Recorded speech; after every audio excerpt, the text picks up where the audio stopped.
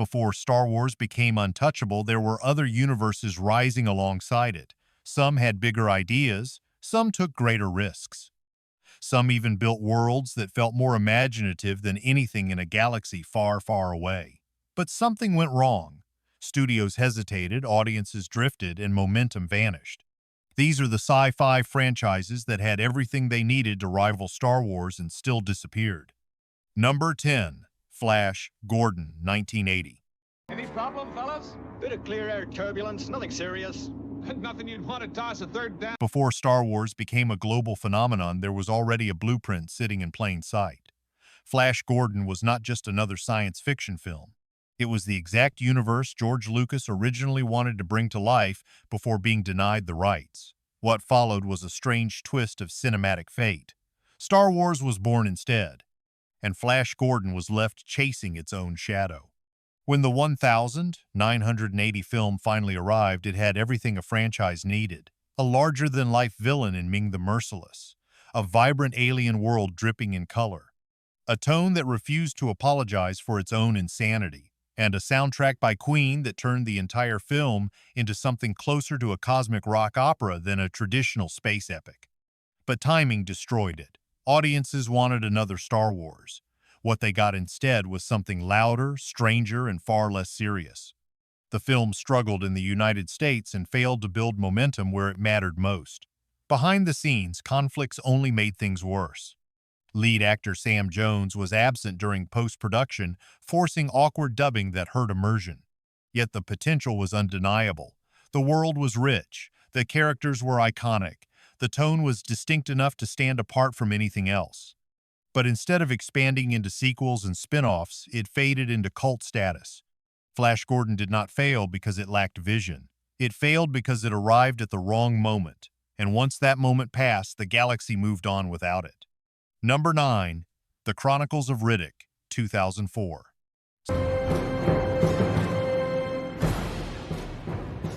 Some franchises die quietly. Others explode into existence and then collapse under the weight of their own ambition. The Chronicles of Riddick belongs firmly in the second category. It started small. Pitch Black introduced audiences to a dangerous anti-hero with enhanced vision and a survival instinct that bordered on animalistic. The setup was simple and effective. A stranded crew, a hostile planet, creatures that hunted in darkness. It worked because it stayed focused. Then came the expansion. The Chronicles of Riddick attempted to transform that contained survival story into a full-scale galactic saga. Entire empires were introduced. The Necromongers emerged as a death-obsessed civilization with a philosophy built around conquest and conversion. Prophecies, destiny, and cosmic warfare suddenly took center stage. The ambition was enormous. The visual design was bold. The mythology had depth. This was no longer a single character story. It was a universe trying to be born in real time. Audiences did not follow. The film underperformed at the box office, and the sudden shift in tone confused viewers who expected something closer to the original. What should have been the foundation of a sprawling franchise instead became a warning about expanding too quickly. Vin Diesel refused to let it die completely. He fought to keep the character alive. Smaller follow-ups emerged years later, but the grand vision was gone. The Empire never materialized. What remains is a fascinating what-if, a franchise that reached for something massive and almost touched it before slipping back into the shadows. Number 8. Serenity, 2005. Everyone can enjoy the comfort and enlightenment of true civilization. Why were the Some franchises are not killed by audiences. They are killed by decisions made in quiet boardrooms long before viewers ever get a chance to care. Serenity is what happens when a universe is shut down too early and then briefly resurrected just long enough to prove what was lost. It began with Firefly, a space western that blended frontier grit with interstellar travel. The setup was perfect. A crew of outlaws drifting through a fractured galaxy. War scars still fresh. Authority looming in the distance. Characters that felt human, flawed, and instantly memorable.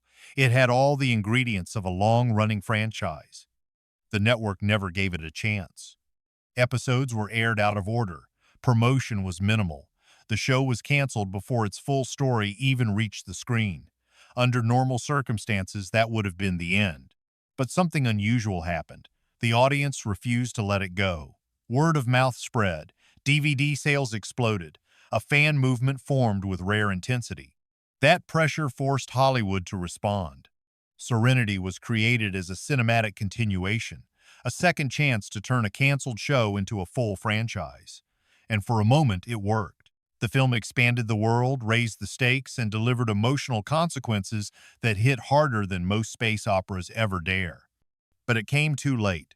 The box office was modest, not enough to justify further expansion. The window had closed, the cast moved on, the momentum faded.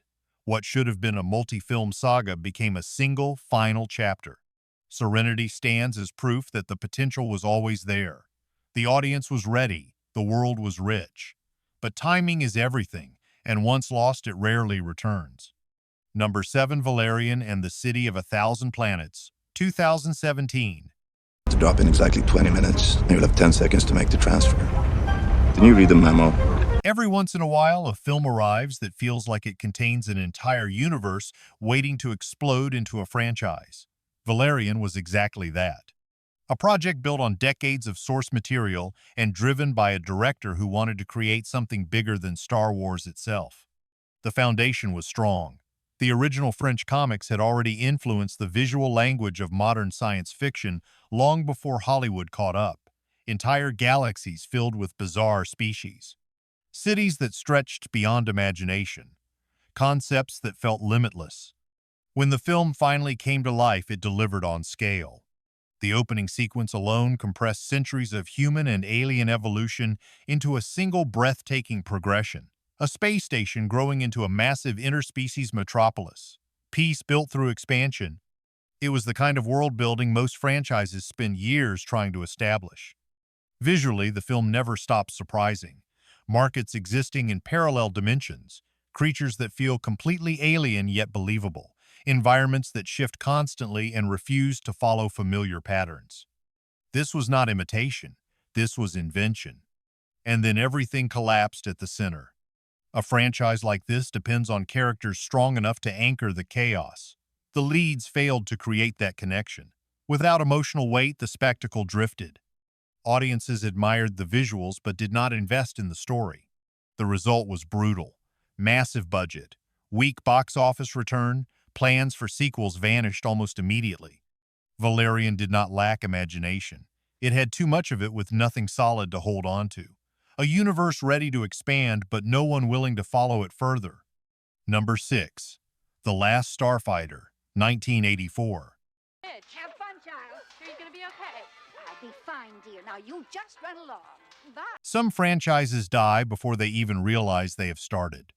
The Last Starfighter is one of the clearest examples of a concept so powerful it should have launched an entire universe. Instead, it became a single film remembered by those who saw it and forgotten by everyone else. The premise alone feels like a franchise blueprint. A teenager trapped in an ordinary life masters an arcade game, only to discover it is actually a recruitment tool for a real intergalactic war. In a single idea, the film connects Earth to a larger galaxy and positions its hero as part of something far greater than himself. It was not just the concept that pushed boundaries. The film was one of the first to rely heavily on computer-generated imagery for its space battles. At the time, this was not a safe decision. The technology was limited. The visuals lacked the polish audiences expected. But the ambition was undeniable. It was reaching toward the future before the tools were ready. And yet everything was in place. A young hero with room to grow. A larger conflict waiting to unfold. A galaxy full of unexplored threats and allies. This could have easily expanded into sequels, spin-offs, and a long-running saga. The problem was scale. The film performed modestly. Not a failure, but not a breakout success either. Without a strong box office push, the studio never committed to expanding the story. Plans faded. Momentum disappeared. What should have been the beginning of something massive ended as a standalone memory. The Last Starfighter did not collapse from failure. It faded from hesitation. And in that hesitation, an entire franchise slipped away. Number 5. Krull, 1983. There are films that fail quietly, and there are films that fail loudly enough to shake the studios behind them. Krull belongs to the second category. A film that aimed to merge fantasy and science fiction into something bold and cinematic, and instead became a cautionary tale about ambition without control. On paper, the ingredients were perfect for a franchise: a distant world under threat from an alien conqueror, a kidnapped princess, a reluctant hero forced to assemble a team of misfits, weapons with mythic importance, locations that shifted unpredictably. It was not just a story, it was a mythology waiting to expand. The film even introduced elements that could have carried multiple sequels: the Black Fortress that teleports across the planet, the mysterious beast ruling from the shadows. A universe where magic and advanced technology coexist without explanation. These are not small ideas, they are franchise foundations. But execution broke the illusion. The tone struggled to find balance. It moved between serious, epic, and strange fantasy without fully committing to either. Characters lacked the depth needed to carry future installments. Despite a large budget for its time, the film failed to deliver a cohesive experience that audiences could invest in. The box office response was immediate and unforgiving. Studios do not build franchises on uncertainty. They build them on confidence. Krull created doubt instead. Plans for continuation disappeared almost instantly. The world remained unexplored beyond its first appearance. What makes Krull fascinating is not what it achieved, but what it almost became. A strange hybrid universe with the potential to stand alongside giants. Instead, it exists as a single fragment of a much larger story that was never allowed to unfold. Number 4. The Black Hole, 1979. Give us some magnification, Vincent. Polarizing image. Every time I see one of those things. Sometimes a studio does not just attempt to rival Star Wars, it openly tries to replace it.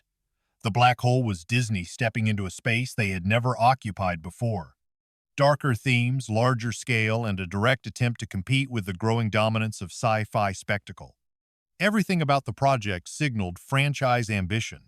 A deep space mystery positioned at the edge of a black hole, a missing ship, a brilliant scientist hiding inside a massive vessel surrounded by silence, advanced robots with unsettling behavior.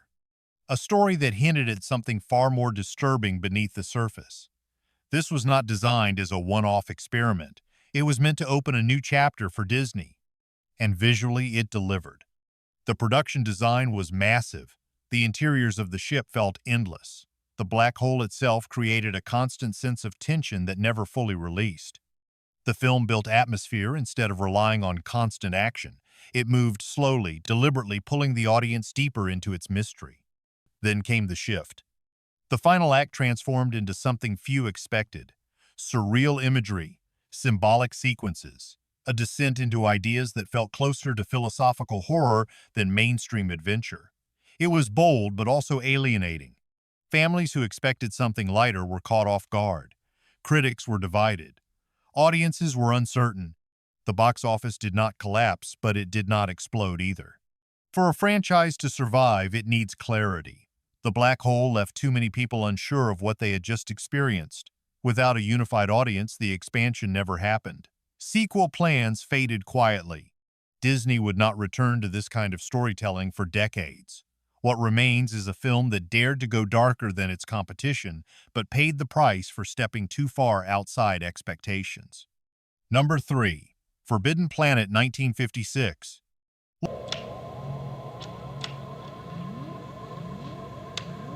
When are we gonna do? Long before Star Wars reshaped science fiction, there was already a film laying the groundwork for everything that would follow.